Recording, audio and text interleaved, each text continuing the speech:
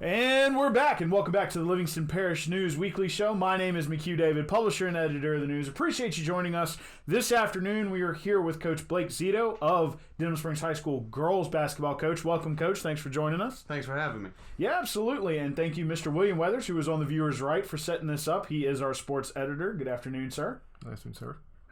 Come on, man. Get into it. We are in here in the booth with Mr. Zito. We are going to go through a quick little, I guess I wanted to call it an autopsy. That's not a good way to put it. His background, as given to us by Mr. William Weathers. Native of Plaquemine, played at St. John, went on to graduate from Nichols. Yes, sir. You actually 7 years with Mr. Win Wingate. If you don't know who Mr. Win is, a former basketball coach at Denham Springs High School. You got into the girls' side of it at Bruley, correct? Head coach for 2 years. And you were the head coach at Springfield High School for 1 year, right? Yes, sir. And then opportunity arose. Michelle LaPrairie resigned after 20 years. And then you came and you had a big first year. Talk about that real quick, William. Last year was just kind of almost there. Well, absolutely. I mean, he came in to a situation that had been successful before, and I give him a lot of credit to kind of paying homage to the past. He kept Shelley and those coaches and those players at the forefront of trying to uphold the tradition that they established, those players, and he wanted to make sure that his kids, his first team, did that, but in a little different manner. He had different ways of going about doing things. He's defensively oriented, and they were going to do things defensively, meaning more man-to-man defenses and things of that nature. And it took a while to implement his style and his system, but the results as the season evolved, the parish champions, district runner-up, and then a run to the finals in Alexandria, and just came up a little short against a very good Captain Shreve team. And Parish Girls Coach of the Year last year. Congratulations on that. Let's talk a little bit about the finals last year. You get past Walker, crazy meeting with them, a district foe, not only but a parish foe. Right. Somebody the girls knew. You get past that, you lose to Captain Shreve. What's the message? What are you delivering to your kids? You've got seniors leaving. You've got underclassmen coming up. What's the message you're delivering coming into this year? Coming into this year, we talked about kind of what we've shown the last 5 games. We thought we could be a really good team that could run offense. We have some really good shooters. We were going to be very different than we were for our state championship run that we had last year. We're not able to play the same kind of style of defense. We're not able to just sit back and say we're better than you defensively. We can dominate you in ways that we just can't do this year. So we knew we had to do things different, and that's what kind of took a little time this year, is figuring that out from a coach's standpoint, from a player's standpoint. And these last 6 games that we've been kind of picking up, we've been hitting more shots, we've been executing better. Our defense has kind of changed. We were a little bit more of a zone matchup type of thing that even Shelley kind of did when she was here. So I'm not big. I mean, man-to-man's my thing, but we always adapt to what we have. I mean, as a true public school coach, your talent's going to change. Your kids are going to change. So my philosophy is always going to change. What I'm going to try to do is put my kids in the best position for them to succeed. And this year, it's very different than the past. Well, and this year that whole message has come. It came through at first, right? So we talked about it before the show. You've got a pretty hot 12-3 start. Tucked in there was a tough loss for the Parish Tournament. We've talked about this with a couple of coaches. Interested to hear your perspective. What's that atmosphere like? You're in Holden's gym. It's tight, and you're there playing for the championship against Doyle. Tough loss. Tell us a little bit about it from your perspective.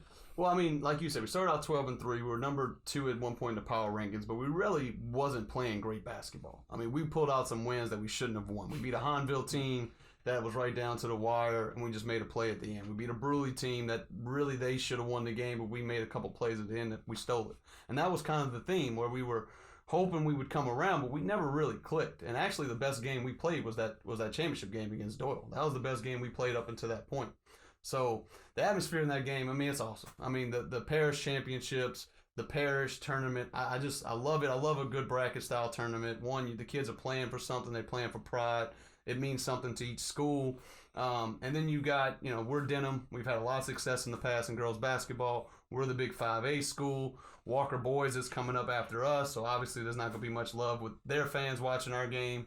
I mean, we were the underdog as far as the fans go. I mean, it was outnumbered crazy in that gym. I mean, 80-20 it felt like. It was very loud for Doyle, and it should be. They're a great team, and they have great support. But in that atmosphere, to be that kind of down fan-wise and to play the way we played, which, like I said, to that point was the best game we played, I wish we'd have won the game, obviously, but I have no bad memories looking back on that game. That's one of my fondest memories of the season so far, is watching my team play and execute against a really good Doyle team, handling pressure. That's something that we struggled with early on in the season. So my memories are good. We made one or two plays down the stretch that if we ball bounces a little different, we're hosting the trophy. And that's what we're bringing up right now as we go into Tuesday playing for a district championship. It's everything on the line again. Well, I appreciate you bringing that up, because that was going to be my next question is, you have this early play style. You don't feel like you're playing your best basketball. You come in against a very solid Doyle team who's number 1 in 2A at the moment, and got over the hump with why can't I come up with the name? Iberville. Yes, thank you. And, they're playing good basketball. Tell us about how you're drawing from that experience. Like you said, you're down. You're sort of feeling like the underdog in this gym. And, you're going to have to play some road games. You're going to have to do that kind of thing. So what are you talking to your girls about? So we lose the championship game. We go to North Shore like 3 or 4 days after. North Shore is a really talented team, and we go down, I think, 16 at half. And here I'm thinking this is where the season could turn for the worse. And some kind of way, my girls rallied in the third quarter, put us in position. We come back to win that game. That was a huge game for us, momentum going into break and things like that. We come out of break, we get a win against St. Joseph's, and then our schedule gets really tough. We play Doyle again, which I thought we didn't play with the same energy and emotions we had in the championship game. We kind of fell flat a little bit and allowed them to win. And then we go through a really tough stretch of playing Lee, who's one of the best teams around, playing South Lafourche, which is a long travel, good solid team, but we played probably one of our worst games of the year against them. U High, really talented team, got people that can score it. Again, we didn't play very well, and we got beat. I mean, the scores were ugly. And so we always talk about how we're going to respond. It's not about what happens to you in life or basketball. It's how you respond going forward. And when you lose 5 games in the fashion that we lost to Doyle again, getting blown out really by South Lafourche, getting blown out by U High, Lee was just, they're just that much better. There ain't nothing to say about it. My girls played hard, but they're just a more talented team. I didn't know where it was going to go. So then here comes East Iberville, and I'm basically telling my girls, look, this is our shot to turn it around again. They got a lot of wins. Power rankings are at state. We can make a move in the power rankings, but they're not going back down. We had to come out and play well, and which we did. We responded. We played well. We found a way to finish at the end, and then that jump started us for a couple games in a row that we've won. We went to a meet. A meet's a top, I think, 5 team in 2A right now. Probably our biggest win of the year because we go on the road. We travel there. We hit 10 threes in that game. Maddie Howe hits 4. Kennedy King hits 3. Carly Cruz comes off the bench, hits 2. And then the good shooting really starts for us from that point on. And, then it goes into the Walker game, which was a huge game being the first district game. And my girls responded. Maddie Howe hit 6 threes, had 18 points. We shot it well. We played well. But we even watched film on that today about how we responded. Walker hits a big 3 with probably a minute and so to go in that game to go up 1. We get the ball out the net real quick. We pushing it up the floor. There's no heads, pouting. There's nothing. It's just on to the next play. And that's the team that we have to be. People are going to score. People are going to make runs against us. We just have to keep coming. We got to keep focusing on the next play. And that was my message to him today about Zachary. Zachary's going to go on runs. They got great pressure defense, got great guards that can score. They're going to have times where they're taking it to us. It's about us responding and just keep coming back, keep fighting back, and giving us a chance to win in the end. So Zachary is also 3-0. Y'all are looking to go in for a share of district title. William, talk to us a little bit about the drawing from the previous experiences and going into this kind of atmosphere. My previous, experience, I don't find that Zachary to be an overly difficult place to play.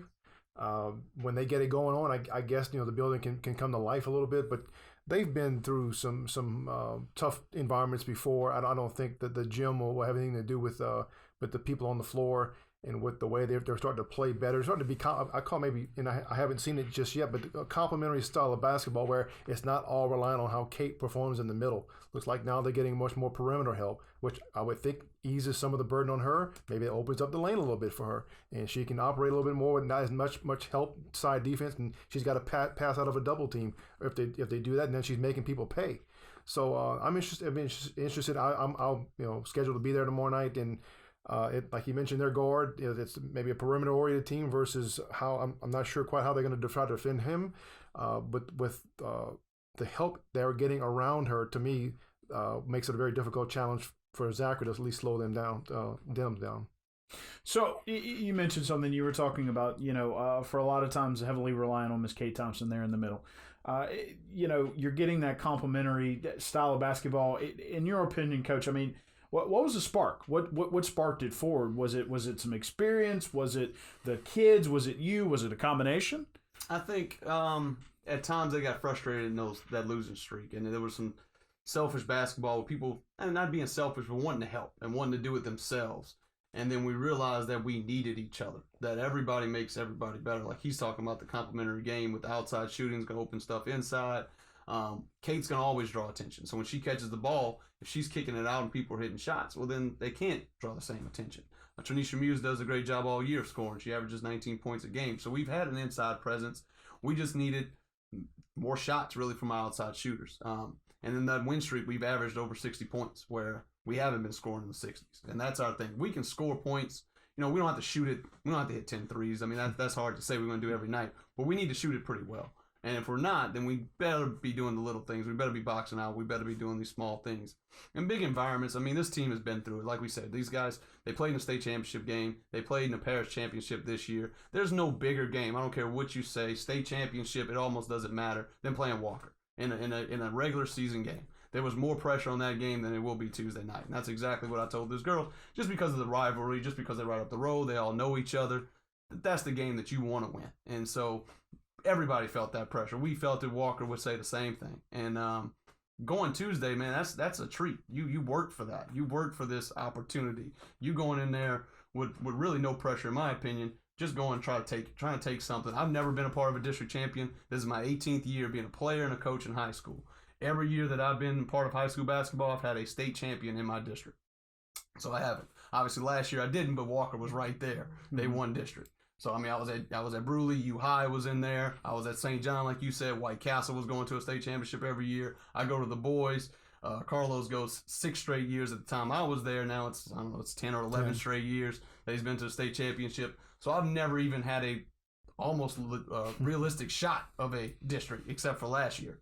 So for me, that means everything. I mean, I want it. I want a district championship. I want to be able to put an added number to our banner in there. And these kids want it. They talk about last year, and that's the hard thing. When you talk about what we're going to do, what's my message to the team, when you achieve as much as we achieved last year, and everybody knows what we lost, these kids know that, yeah, we have the potential to maybe go to a top 28 and maybe do that, but it wasn't the same. Last year, it was state championship or bust.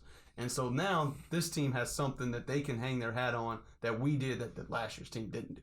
We can win a district championship. They didn't do that.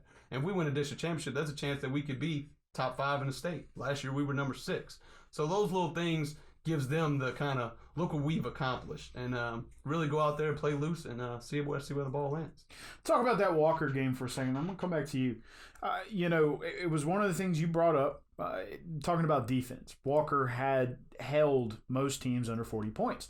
All of a sudden, here comes a Denham team that's looking for a rebound, steps in, finds some complimentary basketball, and puts 60+ up. What do you see there? What's the difference? I mean, outside of, or it might even be the difference maker, is of course the Walker-Denham rivalry that exists that we all know is there.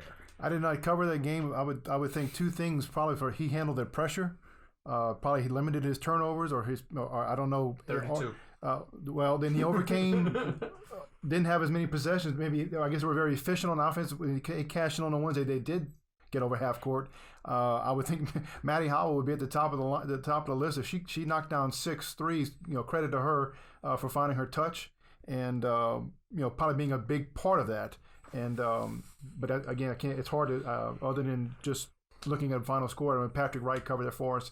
And I'm assuming he held Walker to 59 points. It's probably a pretty good defensive night for them as well. Yeah, I mean, the timing of Maddie's threes, I think she hit the first 4 threes she shot. So, I mean, when you have a defensive plan of, hey, we're going to do this to Kate inside, we're going to really help, and then somebody steps out and hits 4 threes on you, you're changing what you're doing. And so from that point, it opened up things in the middle for Kate. It opened up things for Tanisha. I mean, Coach Arnold will tell you, well, guys, if they don't make the shots, they're not scoring 60 points, and that's 100% correct. I mean, at the end of the day, we can put kids in position. They got to go make the plays, and we were just lucky enough to make the plays that night. Defensively, I thought we did a really good job on Walker. We kind of knew what they were doing. They knew what we were doing. We both had each other scouted really well. And it was a game down the end. We got up big just like we did last year when we played for district championship. We got up really big on them last year, and they came storming back. Same thing happened this time, except we were able to kind of rally at the end and finish them off. Probably one of the most proudest moments I've ever had as a coach was watching that. Just because these girls, I haven't seen them respond in that atmosphere. Again, that game means more than just any win, district, power rankings. There's more than that. And they responded with me with a technical sitting on the bench, which I'm not used to sitting down. I felt like I was in timeout. So I felt helpless, and it felt like they were doing it on their own. So it was just me watching and just being super proud. So, you've got Zachary tomorrow night, Tuesday, and then you are rounding out. I mean, y'all are coming to the end here. Live Oak is on Friday. So before we even talk postseason, you still got 2 district games left. You say you're going into this one with no pressure. What are you kind of telling your girls as you're coming into this, because there's no pressure, but you're also kind of looking for, okay, we got to, if we want that district championship, we got to win. Yeah, I mean, coaches lie. I mean, we talk about there's no pressure, but we all know that with one win against Zachary and a win against Live Oak, we're probably setting ourselves up for a top 6 finish, which is going to give you hosting 2 playoff games.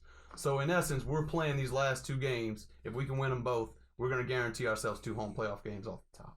And for us, being a team that has talent, that can do things, and we can make a run, our position in the playoffs is going to mean a lot. Whether we travel, who we play, all that's going to dictate how far we go.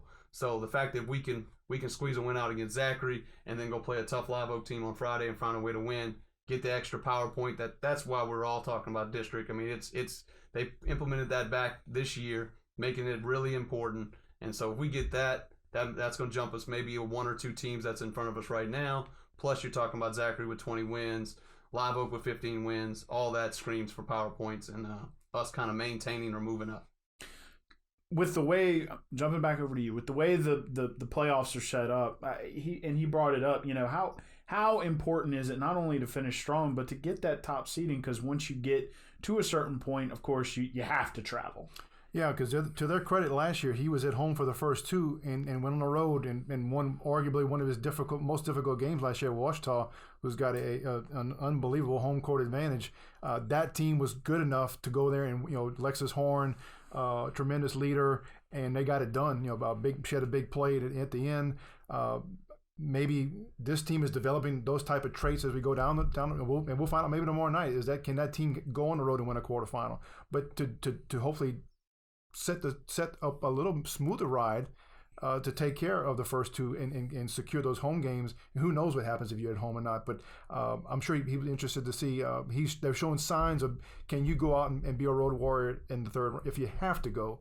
Last year's team was up to that challenge. This year's rounding into that type of team, and I guess we'll find out. But it's always would be very advantageous to be at home for the first 2. And for us, it's just controlling what you can control. As a coach, we can't control where the ball is going to fall for us. We're going to make shots. Is Zachary going to make a lot of shots? So, yeah, we'd love to be undefeated. But if I had to pick, a situation that's realistic, we're hot right now. Going into the playoffs, playing as well as we can. I've got focus. We just had a great practice, probably one of our best practices of just game plan, focus, attention to detail, doing everything right. So for a coach, that's all I can ask for. When we show up to tomorrow night and play, it's just the fate of basketball, and we're going to make shots and we're going to do little things. But I think right now I'm as proud of this team as I can be, because we're putting everything together in the most important time when it's crunch time of the season.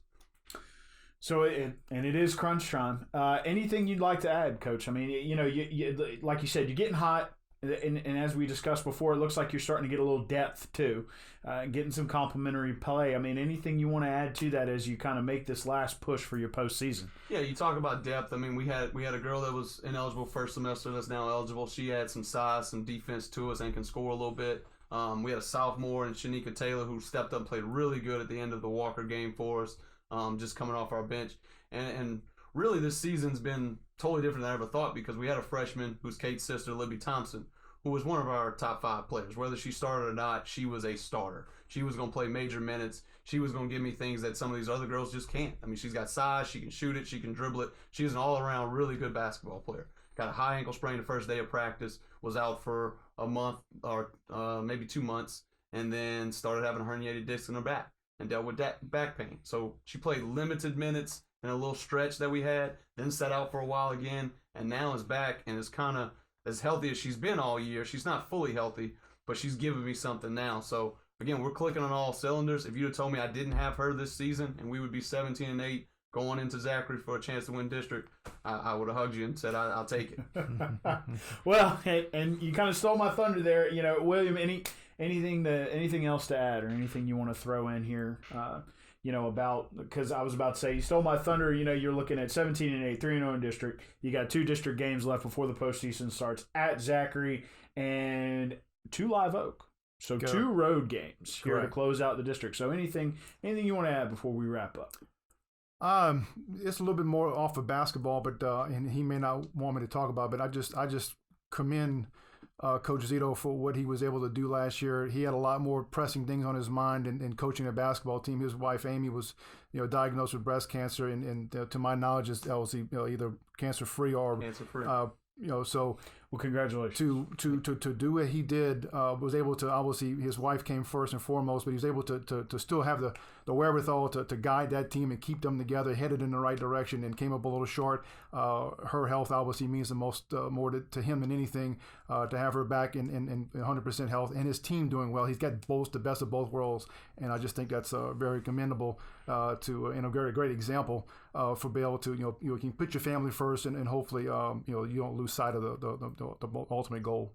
Right, and I'm sure those girls from last year appreciated that as well, that you were able to split that time and manage everything to that level, especially to go to the finals. I mean, just what an amazing year. So one last time, Coach Zito is here. He is coaching the 17-8 overall, Denham Springs High School Yellow Jackets girls basketball team. Nobody got a hug because he wouldn't have been able to tell you. But 3-0 in district at Zachary, who's also 3-0, looking for that district title. Will also travel to Live Oak, another kind of in-parish rival, here on Friday. He is on the viewer's left. Thank you, Coach, for being here. We do appreciate you taking the time. And Mr. Weathers, as always, thank you for being here. Right. Thanks for setting it up. My name is McHugh David, publisher and editor of the news. Appreciate you guys for joining us this time on the Livingston Parish News Weekly Show. Please remember, we are on Facebook, Twitter, LinkedIn, Instagram, and YouTube. We post these shows as well as the morning show we do to www.livingstonparishnews.com/podcast. We also push it out to all podcast platforms through Anchor FM. That's Spotify, Google Play, as well as Apple Podcasts. So please check it out there. We are once a week in print on Thursdays. We are all the time online. We also have an app to go with our website. Hope you guys enjoy this basketball game tomorrow night and, of course, the Live Oak game on Friday. And we will catch you next time.